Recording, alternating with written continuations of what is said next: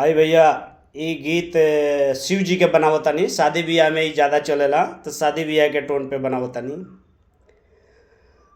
गाई के गोबरे महादेव आंगना लिपाई, गजमती चौराया महादेव चौका पुराई। सुनिए शिव शिव के दोहाई, चौका बैठवनी महादेव गैनियानी साई। हुकी मेठी हुकी मारी गौरा देई लिहाली मनाई। सुनिए शिव शिव के दोहा।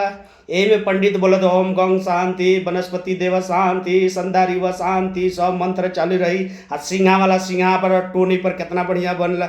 सुनिए शिव शिव के दोहाई, केहो दियले गया रे भैसिया, केहो देनो दान, केहो दियले अपना दियावा अंगूरी धराई।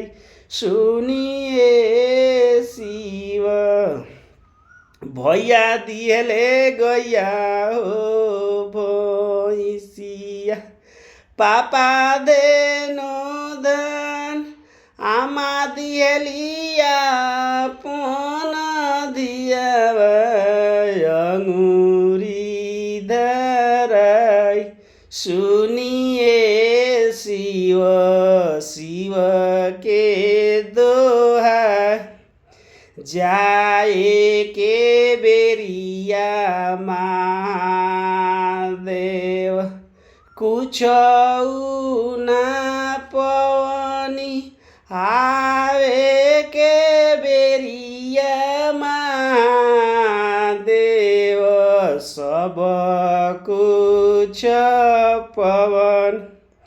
सुते के पलंगरी पवनी, ओढ़े के राजाई, पिए के गिलासवा जे पवनी, लगावे के तकिया।